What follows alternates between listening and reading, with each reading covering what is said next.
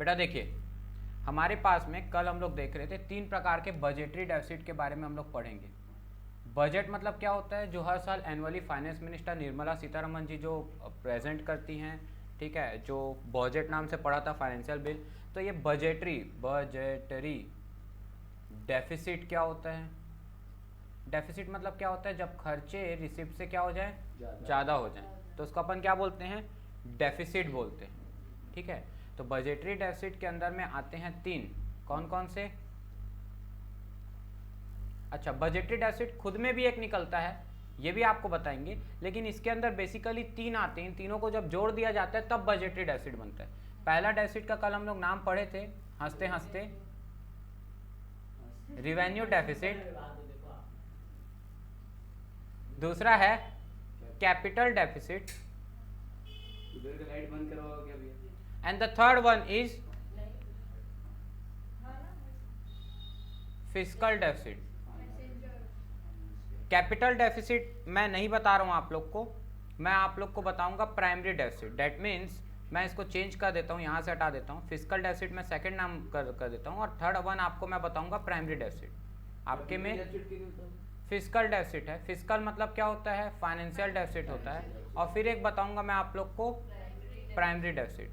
ये 3 डेफिसिट समझाने से पहले, क्वेश्चन दिखा के इसका समझाने से पहले, मैं चाहता हूं कि इसको मैं एक एग्जांपल, हाइपोथेटिकल एग्जांपल बना के अभी आप लोग को समझा दूं। तो जैसा मैं कल बना रहा था दोबारा से बना देता हूं। देखिए, आपके टोटल एक्सपेंडिचर, बजटरी डेफिसिट की अगर मैं बात करूं,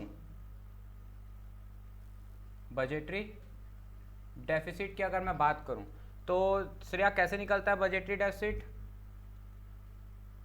टोटल खर्चे जितने आपके हैं, टोटल खर्चे जितने आपके हुए हैं सरकार के उस साल के, अच्छा हुए हैं या होने वाले हैं?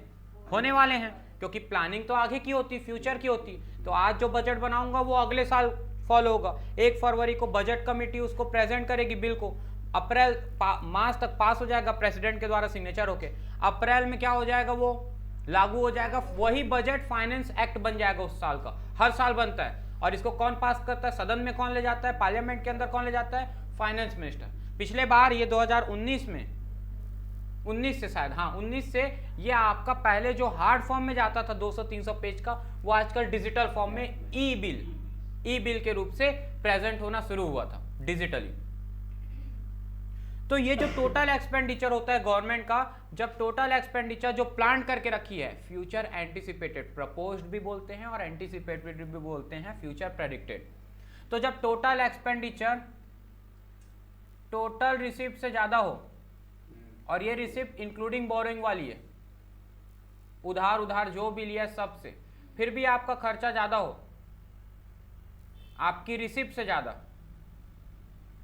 मतलब औकात से ज्यादा, रिसिप्ट मतलब औकात से ज्यादा खर्चा कर दिया, फिर भी जो पैसा ज्यादा आ रहा है, मतलब खर्चे इतने ज्यादा आ रहे हैं कि कमाई से ज्यादा खर्चे बैठ रहे हैं सरकार के, ऐसे डेफिसिट को हम क्या बोलते हैं, बजट में आने वाला बजटरी डेफिसिट। ये सरकार तब बनाना कोशिश करती जब इकोनॉमी क्या हो, मंदी के दौर में हो, डिफ्लेशनरी गैप में हो। दोनों दीदियां वहां देखते रहेंगी फोन को छोड़ करके, ठीक है, दोबारा ना बोलना पड़े दीदियां, प्लीज ध्यान रखेंगे।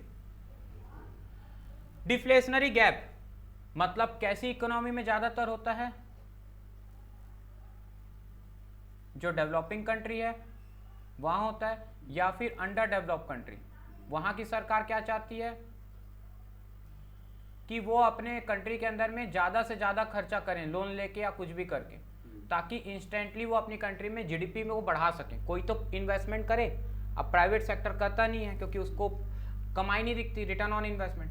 तो भैया किसी को तो करना पड़ेगा अपने इंफ्रास्ट्रक्चर को बढ़ाना, सब कुछ करना, तब तो देश आगे बढ़ेगा, जीडीपी आगे बढ़ेगी, लोगों की इनकम होगी, रोजगार बढ़ेगा, जब देश में प्रोडक्शन बढ़ेगा। तो इसीलिए ऐसी इकोनॉमी जो मंदी में है, जो दबी हुई इकोनॉमी है, जो डेवलपिंग इकोनॉमी है, जो अंडर डेवलप्ड इकोनॉमी, यहाँ की सरकार हमेशा कैसा बजट बनाने की कोशिश करती है, बजटरी डेफिसिट बनाने की कोशिश करती है। ऐसा बजट जिसमें सरकार अपने खर्चे ज्यादा कर रही हो और कमाई कम कर रही हो, ऐसा बनाने की सरकार कोशिश करती है।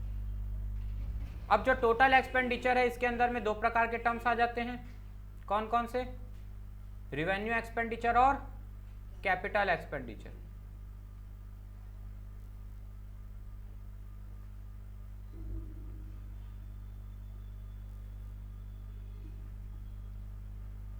अब मैंने आपको कल बताया था, मान लीजिए रिवेन्यू एक्सपेंडिचर आपका है 30 करोड़ का और कैपिटल एक्सपेंडिचर है आपका 70 करोड़ का।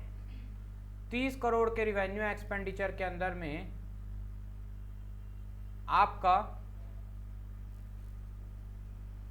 नॉर्मल एक्सपेंडिचर जो रिकरिंग नेचर के हैं, रिकरिंग बना रीऑकरिंग से, जो हर साल लगता है, सैलरी देना, डिफेंस में खर्चा करना, मतलब ये इसको डेवलपमेंट सेंस से बोला है, ऐसे डिफेंस नहीं रहेगा। हमने कल पढ़ा था नॉन डेवलपमेंटल एक्सपेंडिचर में तो है डिफेंस, रेलवे, सैलरीज, स्टाफ में खर्चा करना, रेलवेज के स्टाफ में खर्चा करना जो सरकार दे रही है, या जो सरकारी टीचर्स है उन टीचर्स को जो तनख्वाह दे रही है, लेकिन इनके बिना देश आगे नहीं चल सकता है।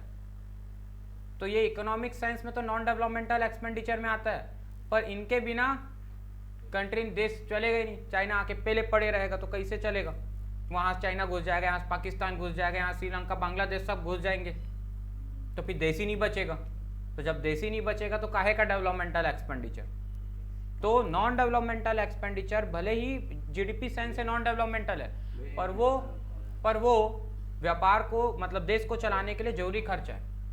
ठीक है। तो दूसरा हो गया, आपको मैं बता रहा हूँ इंटरेस्ट पेमेंट। बेटा ये क्या बता रहा हूँ?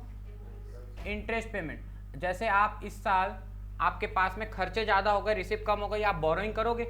पिछले साल भी आप 100 करोड़ रुपए बोरोइंग करे थे छवि, पिछले साल भी आप बोरोइंग 100 करोड़ करे थे। उस 100 करोड़ में 10% ब्याज आपको भरना था। आपने international monetary fund, world bank से लोन लिया था 100 करोड़ का भारत ने पिछले साल। उस 100 करोड़ के लोन का 10% ब्याज इस साल भरना था 10 करोड़ रुपए।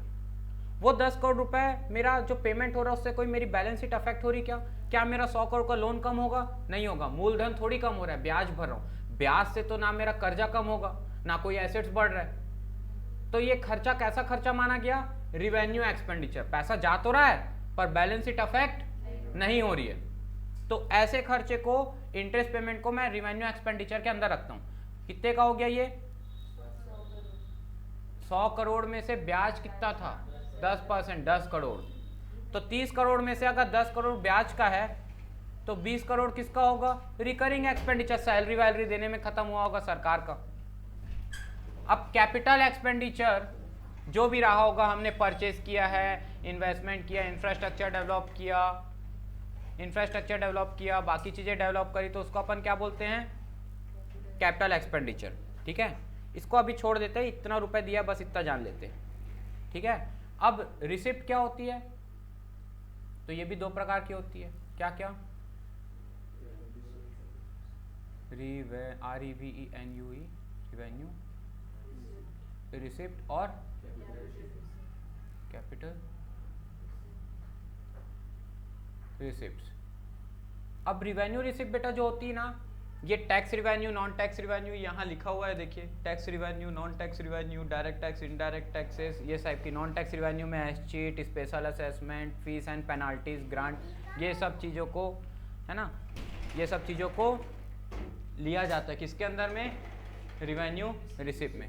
और कैपिटल रिसिप्ट क्या होता है? लोन वोन ले लिया मैंने, डिसइन्वेस्टमेंट कर दिया मैंने, public properties, government properties, railway को अडानी को बेच दिया, अंबानी इसको बेच दिया, पतंजलि इसको मैंने कुछ 2G 4G 5G के स्पेक्ट्रम्स जो होते हैं, जो ब्रॉडबैंड की जो सर्विसेज होती है, उसको टेलीकॉम सेक्टर ने, गवर्नमेंट ऑफ इंडिया ने बेच दिया, लाइसेंस दे दी।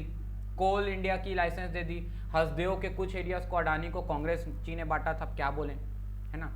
अडानी जी को खुद सपोर्ट बीजेपी जी बस नहीं करते हैं, कांग्रेस जी भी करते हैं, है ना। बिजनेसमैन कोई भी हो, देश लोग चोर चोर मुसहरे भाई, बाकी आप समझदार हैं, आगे देखिए। तो रिवेन्यू रिसिप्ट आपके जो भी बिजनेस चला करके, जैसे कि क्या नाम है इसका, NTPC, जैसे कि steel authority of India, rail authority of India, gas authority of India, है ना, government companies, public sector undertaking, वहाँ से भी कमाई आती है ना। टैक्स वैक्स की कमाई भी आती है, GST UST की। ये सब क्या हो जाता है, इससे कोई बैलेंस शीट अफेक्ट नहीं हो रहा है, ये प्रॉफिट है, सरकार का बैलेंस शीट अफेक्ट नहीं हो रहा, पर पैसा आत है। तो रिवेन्यू रिसिप्ट, तो ये मान लीजिए है आपका 30 करोड़ का, चलो एक जैसा अमाउंट हो जाएगा, 35 करोड़ कर लो, ठीक है। और कैपिटल रिसिप्ट, ध्यान से सुनेंगे, कैपिटल रिसिप्ट थी आपकी बैलेंस अमाउंट की, जैसे कि जैसे कि कैपिटल रिसिप्ट आपकी थी, जैसे इनको जोड़ो, रिवेन्यू एक्सपेंडिचर कैपिटल एक्सपेंडिचर दोनों को जोड़ो, कितना होता है 70 करोड़ प्लस 30 करोड़, तो टोटल एक्सपेंडिचर कितना आ गया, और टोटल रिसिप्ट कितनी हो जाएगी चाहिए, वो भी 100 करोड़ इंक्लूडिंग बोरोइंग बोला है। तो 100 में से अगर 35 करोड़ यहाँ हो गया तो कैपिटल रिसिप्ट कितने की होगी, 65 करोड़ की। अब मैं ये बोलना चाह रहा हूँ, इसको समझिए, क्योंकि तब तो समझ में आएगा कि हमारी एक्चुअल में डेफिसिट कितने की हुई थी। 65 करोड़ में आप जो